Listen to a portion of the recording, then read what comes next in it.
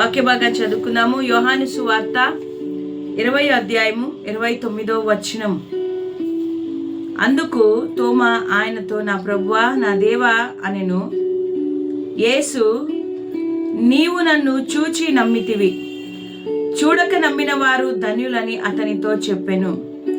యేసు, నీవు నన్ను చూచి నమ్మితివి, చూడక నమ్మిన వారు ధన్యులని అతనితో చెప్పెను. హల్లెలూయా. నా ప్రియ సోదర సోదరి, దేవుని బిడ్డ, ఈరోజు ఇక్కడ చేరి ఉంటున్న మనం అందరము కూడా మరి ధన్యులమే. ఎందుకంటే యేసుక్రీస్తు ప్రభువుని చూడక నమ్మాం. యేసుక్రీస్తు ప్రభు ఎవరో, ఆయన ఎట్లుంటాడో, ఆయన ఆకారమేమో, ఆయన ఎత్తెంతో, ఆయన పొడవెంతో, ఆయన వెడల్పెంతో ఏది కూడా కంటితో మనము చూడలేదు. కానీ విశ్వాసమును బట్టి ఆయన దేవుడని మనమందరము కూడా నమ్మి ఉంటున్నాం. యేసుక్రీస్తు ప్రభువును వెంబడించిన శిష్యుడైన తోమా యేసుక్రీస్తు ప్రభువును నమ్మలేదు. ఎప్పుడు నమ్మలేదు? యేసుక్రీస్తు ప్రభు శిలువ మరణము తరువాత ఆయన పునరుత్థానుడై ఉన్నాడని చెప్పినప్పుడు అందరూ కూడా ఒక గదిలో ఉన్నప్పుడు యేసు ప్రత్యక్షమైన ఆ సమయంలో తోమా అక్కడ లేడు. కాబట్టే తోమా ఆ మాటలు, శిష్యులు చెప్పిన మాటలు నమ్మలేకపోయాడు. ఆయన అన్నాడు, తోమా, నేను ఆయన గాయాల్లోకి చేయి పెట్టి చూస్తే తప్ప నేను నమ్మను. అత్యంత సన్నిహితంగా దేవుని ప్రేమించి, దేవుని వెంబడించి, యేసయ్య చేసే అద్భుతాలు, ఆశ్చర్య కార్యాలు, మహత్కార్యాలను తన కన్నులారా చూసిన తోమా మరి దేవుని యందు విశ్వాసం ఉంచిన వాడే, యేసు ప్రభు నిజమైన దేవుడని నమ్మిన వాడే. ఆదిమ సంఘంలో చాలా ప్రాముఖ్యమైన వ్యక్తిగా మనం చూస్తూ ఉంటున్నాం. అపోస్తులలో ఈయన ఒక స్తంభమని చెప్పవచ్చు. భారతదేశానికి యేసుక్రీస్తు ప్రభు నిజమైన దేవుడని సువార్తను అందించి, సువార్తను తీసుకొని వచ్చిందే తోమా. క్రైస్తవ్యము, క్రీస్తు బోధను, క్రీస్తు దేవుడు, యేసుక్రీస్తు ప్రభు ఆయన రక్షకుడు, యేసుక్రీస్తు ప్రభు మహాదేవుడు, గొప్పవాడు అని భారతదేశానికి క్రీస్తును పరిచయము చేసిందే తోమా. నా ప్రియమైన దేవుని బిడ్డలారా, యేసుక్రీస్తు ప్రభువు సజీవుడై లేచాడన్నప్పుడు తోమా కొంచెం అనుమానం వచ్చింది. ఎందుకంటే యేసుక్రీస్తు ప్రభు యొక్క మరణాన్ని వారు చూశారు. గెత్సేమనే తోటలో ఉన్నప్పుడు అందరు శిష్యుల్లాగా తోమా కూడా ఉన్నాడు. యేసు ప్రభుని పట్టుకొని వెళ్తూ ఉండగా తోమా అక్కడ లేడు, పారిపోయాడు. శిలువ మరణము తర్వాత ఎక్కడో అక్కడ వెళ్ళిపోయారు. ఈయన దేవునికి వ్యతిరేకి కాదు, కానీ దేవుని ప్రేమించాడు. యేసుక్రీస్తు మరణం పొందాడని ఆయన కూడా దుఃఖించాడు, బాధపడ్డాడు. కానీ ఎక్కడో ఒక చిన్న అనుమానం కదా, ఈయన దేవుడో కాదో, ఈయననేనా నేను వెంబడించిన యేసు? శిష్యులందరూ చెప్పినప్పుడు తోమా ఒక మాట అంటాడు, ఆయన గాయాలు ముడితే మాత్రమే నేను నమ్ముతానని. అందుకే యేసుక్రీస్తు ప్రభు తోమాను చూచి, నీ వ్రేలిటు చాచి నా చేతులు చూడుము, నీవు చేయి చాచి నా ప్రక్కలో ఉంచి అవిశ్వాసిని కాక విశ్వాసివై ఉండుమనెను. తోమా, ఇటురా, నీ చేయి చాపు నా గాయాలను ముట్టు. ఇదిగో, నువ్వు అవిశ్వాసి కాక విశ్వాసిగా ఉండు. అందుకే యేసుప్రభు అంటాడు, నీవు నన్ను చూచి నమ్మితివి. నీవు నా గాయాలను ముట్టావు, నన్ను పరిశీలన చేసి నమ్మావు. కానీ చూడకుండా నమ్మిన వారే ధన్యులు. ఈరోజు మనమందరము కూడా దేవుని యందు విశ్వాసం ఉంచిన వారమే. దేవుని వాక్యం సెలవిస్తుంది, వెలిచూపు వలన కాదు విశ్వాసం వలన మనము జీవించాలి. బయట కనిపించేదాన్ని చూసి ఆహా ఇదే కరెక్ట్ అనుకోవడం కాదు, కానీ విశ్వాసము కలిగిన వారిగా మనము నమ్మి వెంబడించాలి దేవుణ్ణి. ఈ రోజుల్లో చాలా మంది దేవుని నమ్మాలంటే ఏమంటారంటే, ఒక స్వరం నేను వినాలా,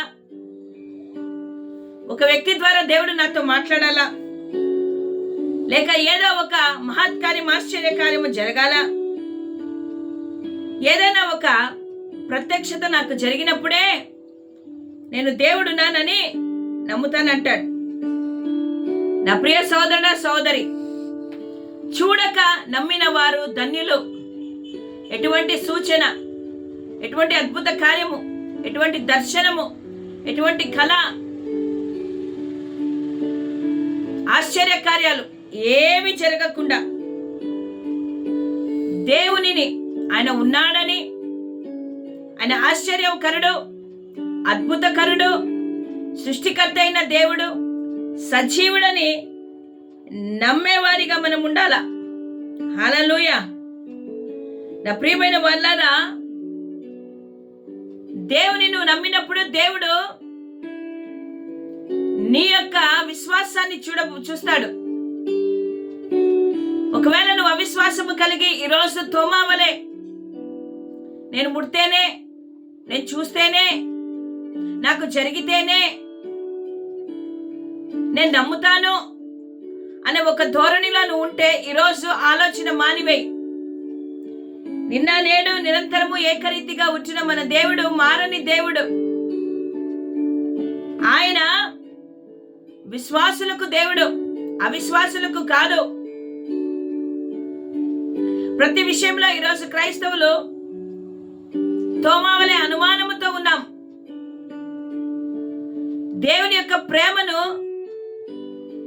నమ్మలేకపోతుంటున్నాం, దేవుని యొక్క అద్భుతాలను నమ్మలేకపోతుంటున్నాం.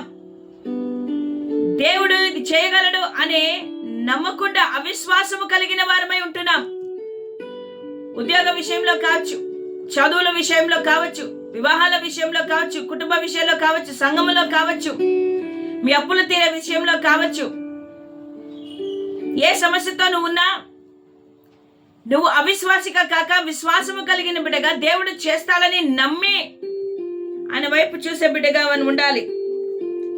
దేవుని వాక్యాన్ని మనము నమ్మాలి, దేవుని యొక్క బలమును మనము నమ్మాలి, దేవుని వాక్యంలో ఉన్న సత్యమును మనము నమ్మి విశ్వాసము కలిగిన బిడ్డలుగా ఆయన వైపు మనము చూడాలి.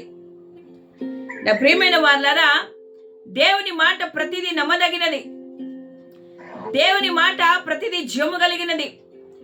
దేవుని మాట ద్వారా మనము ఎన్నో కార్యాలను పొందుకోగలుగుతాం. అవును నా ప్రియమైన వాళ్ళారా, నువ్వు ధన్యత నీకు కావాలంటే, నువ్వు నీ దేవుడు ధన్యుడు అని పిలవాలంటే, ధన్యురాలని పిలవాలంటే, నీవు తోమా వలె అవిశ్వాసి కాకుండా విశ్వాసము కలిగిన బిడ్డగా దేవుడు ఉన్నాడని, ఆయన కార్యాలు చేస్తాడని, ఆయన సమస్తమును చేయగలవాడని, ఆయన నీ సమస్యలకు పరిష్కారం ఇస్తాడని నువ్వు నమ్మి ఆయన వైపు నువ్వు చూడాలి. హల్లెలూయా. నా ప్రియమైన వారలారా, దేవుడు అద్భుతాలు చేసే దేవుడు కాబట్టే నీవు నేను మనమందరము కూడా ఆయన వైపు చూస్తూ మనం ముందుకు వెళ్ళాలి. హల్లెలూయా. విశ్వాసమనున్నది నిరీక్షింపబడు వాటి యొక్క నిజ స్వరూపమును అదృశ్యమునై ఉన్న వనుటకు రుజువై ఉన్నవి. మనము లేని వాటిని ఉన్నట్టుగా నమ్మాలి, తోమాలాగా ముట్టి నమ్మకూడదు. హల్లెలూయా. వెలిచూపు వలన కాదు, విశ్వాస మూలముగా మనము నమ్మాలి. ఒకవేళ నీకు సమస్య ఉంది, పరిష్కారం జరగడం లేదు. అయినా వాక్యమును ఆధారం చేసుకుని విశ్వాసమును బట్టి దేవుడు కార్యాన్ని చేస్తాడు. దేవుడు ఉన్నాడు. ఆయన నా కొరకు బలి అయ్యాడు. తన ప్రాణం నా కొరకు పెట్టాడు. మరణము నుండి, పాపము నుండి నన్ను తప్పించాడు. బంధకము నుండి తప్పించాడు. ఆ దేవుడు సజీవుడు. ఆయన నేను నమ్ముతున్నాను అని నమ్మి విశ్వసించి ఆయనను వెంబడించాలి. హల్లెలూయా. ఈరోజు అవిశ్వాసముతో కూరుకొని పోయి సాతానుడు మన కళ్ళకు గుడ్డితనము తెచ్చిపెట్టి అన్యుల వలె మనము కూడా ఏదైనా చేస్తే దేవుని నమ్ముతాము అనే మూర్ఖపు స్వభావము కలిగిన వారిగా మనం ఉన్నామేమో.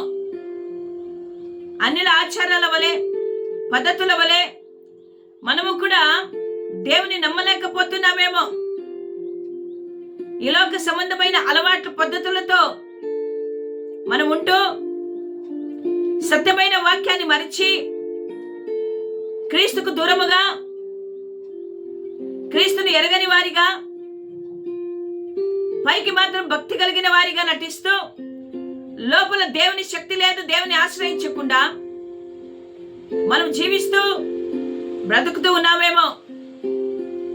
ఆ స్థితి కాకుండా మనము విశ్వాసము కలిగిన వారిగా దేవుని మీద ఆధారపడి దేవుడు చూస్తాడని మనం నమ్మి ముందుకు వెళ్ళాలి. మన జీవితంలో దేవుడు అనేకమైన అద్భుతాలు చేయడానికి సిద్ధంగా ఉంటున్నాడు. ఏ తోమా అయితే యేసు ప్రభు గాయాల్ని ముట్టి చూశాడు, అదే తోమా అద్భుతముగా భారతదేశంలో పరిచయం చేయగలిగాడు. చెన్నై ప్రాంతంలో అనేకులకు ఆయన సువార్తను అందించాడు. అనేకులను క్రీస్తులో బలపరిచాడు. తోమా యొక్క జీవితము అద్భుతమైన సాక్ష్యముగా ఉంది. దెబ్బలు తిన్నాడు, అవమానపడ్డాడు, శ్రమలు అనుభవించాడు. అయినా తాను నమ్మిన దేవుని మాత్రం విడిచిపెట్టలేదు. ఆయన చేస్తాడు అద్భుతాలని విశ్వాసము కలిగిన బిడ్డగా ముందుకు వెళ్ళాడు. తోమా జీవితం మనకు ఒక ఎగ్జాంపుల్ గా ఉండాలి. చూడక నమ్మాలి. చూసి నమ్మేది ప్రయోజనమేమి? హల్లెలూయా. నా ప్రియమైన వాళ్ళారా, ఎవరైతే యేసుక్రీస్తు ప్రభు నిజమైన దేవుడని నమ్మి ఉన్నారో, విశ్వసిస్తూ ఉన్నారో, ఆయన ఒక ప్రత్యేకమైన వాగ్దానమును చేస్తూ ఉంటున్నాడు. ఎవరైతే చూడకుండా యేసు ప్రభు నిజమైన దేవుడని ఆయనను అంగీకరించారో, ఆయన తన దూతలతో దిగి వచ్చినప్పుడు ఆయనను నమ్మిన వారందరినీ కూడా, వీరందరూ కూడా ధన్యులు, వీరు చూడక నన్ను నమ్మారు అని అందరి ఎదుట సాక్ష్యాన్ని చెప్తాడు. హల్లెలూయా. కొంతమంది యేసుక్రీస్తు ప్రభు శారీరకంగా నాకు కనబడాలి అంటారు. తోమా వలె ముట్టి చూడాలనుకుంటారు. ఎన్నో ప్రశ్నలు వేయాలనుకుంటారు. హల్లెలూయా. నా ప్రియమైన వాళ్ళారా, శారీరకంగా నువ్వు ఒకవేళ చూడలేకపోయినా ఆత్మీయమైన నేత్రాలు నీవు తెరవబడినప్పుడు నీవు విశ్వాసముతో ఆయన్ని చూడగలుగుతావు. హల్లెలూయా. దేవునికి స్తోత్రం కలుగును గాక.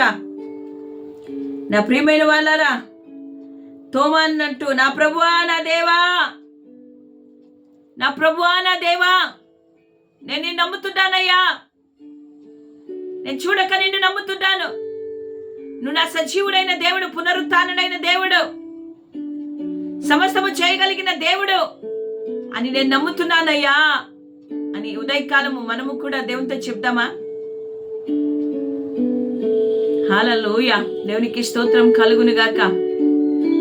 ఆత్మీయమైన నేత్రాలు తరబడి నువ్వు క్రీస్తుని చూసే బిడ్డగానే ఉండాలని ఆయన కోరుకుంటున్నాడు.